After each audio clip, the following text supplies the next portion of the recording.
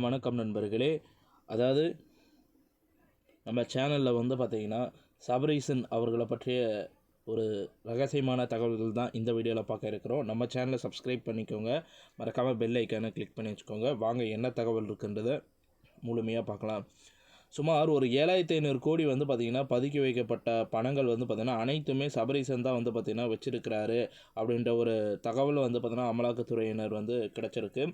So அந்த பணத்தை பார்த்திங்கன்னா கண்டுபிடித்தார்களா இல்லையன்றதான் முழுமையான தகவல்களாக இதில் பார்க்க இருக்கிறோம். அமலாக்கத்துறை அதிகாரிகள் உடனடியாக சபரீசன் அவர்களின் பாஸ்போர்ட்டையும் முடக்கியிருப்பதாக தகவல்கள் வெளியாகி இருக்கிறது. 2 ஆண்டுகளில் எத்தனை கோடி தான் பார்த்திங்கன்னா கொள்ளையடிக்கப்பட்டு இருக்கிறார்கள் என்று நமக்கு தெரியவில்லை. இந்தியாவில் நம்பர் 1 மாநிலமாக தமிழகம் இருக்கிறது. சுமார் 5,63,187 ரூபா கிட்டத்தட்ட 5 கோடிக்கு மேலே பார்த்திங்கன்னா தமிழகத்தில் கடன் பெற்று இருக்கிறது. யாருக்கு கொடுத்தார்கள், என்ன திட்டத்தை அமலாக்கப்படுத்தினார்கள் என்பது யாருக்குமே தெரியவில்லை, புரியவில்லை. நமது பிடிஆர் அவர்களையும் பார்த்திங்கன்னா நிதி அமைச்சராக இருந்து அவர் பார்த்திங்கன்னா அப்பப்போ உண்மைகளை கூறி திமுக செய்யக்கூடிய ஊழல் பட்டியலையும் மறைமுகமாக வெளியிட்டு கொண்டிருந்தார்.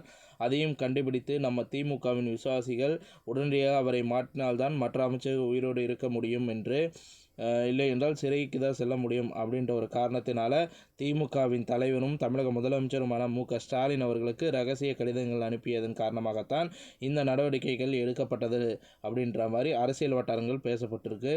ஸோ இதில் பார்த்திங்கன்னா ஒரு பக்கம் இந்த மாதிரி இருந்தாலுமே சபரீசன் அவர்கள் ஏற்கனவே G2 நிறுவனத்தை நடத்தி வந்ததால் அது மட்டும் இல்லாமல் இங்கிலாந்தில் 7 நிறுவனங்களுக்கு இயக்குநராகவும் இருக்கிறார் என்று அமலாக்கத்துறையின் கண்டுபிடித்திருக்கிறார்கள். 7500 கோடிகள் முழுவதுமே நமது சபரீசன் அவர்கள் வெளிநாட்டின் நிறுவனங்களில் முதலீடு செய்வதற்கான ஆவணங்களை அளிப்பதற்காகத்தான் முதல்வர் ஸ்டாலின் அவர்களை உடனடியாக வெளிநாடுக்கு சென்று ராஜினாமா செய்து விட்டு வர வேண்டி உத்தரவிட்டிருக்கிறதாகவும் தகவல்கள் வெளியே இருக்கிறது.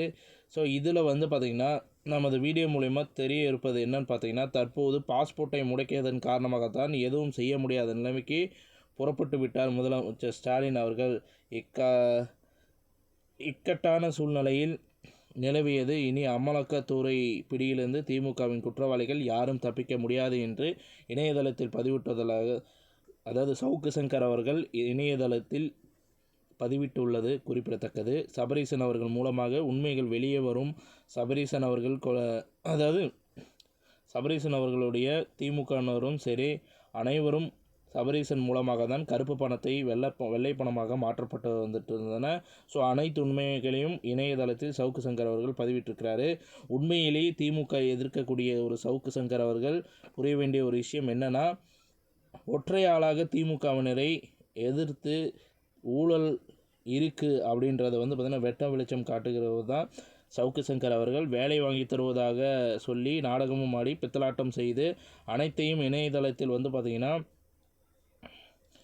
பதிவிட்டிருக்கிறாரு. திமுகவின் ஒரு ஊழல் செயல் பின்னால் இந்த செந்தில் பாலாஜி மற்றும் பொன்முடி அவர்கள், சபரீசன் போன்றவற்றில் அனைவரதின் முகத்திரையும் கிழிக்கின்ற வகையில் சவுக்கு சங்கர் அவர்கள் செயல்பட்டு வந்துட்டுருக்கார். அது உண்மையாக பொய்யான்றது நீங்கள் தான் சொல்லணும். இந்த தகவல் பிடிச்சிருந்தால் லைக் பண்ணுங்கள், ஷேர் பண்ணுங்கள், மறக்காமல் நம்ம சேனலை சப்ஸ்கிரைப் பண்ணி பெல் ஐக்கானை கிளிக் பண்ணி வச்சுக்கோங்க. நன்றி, வணக்கம்.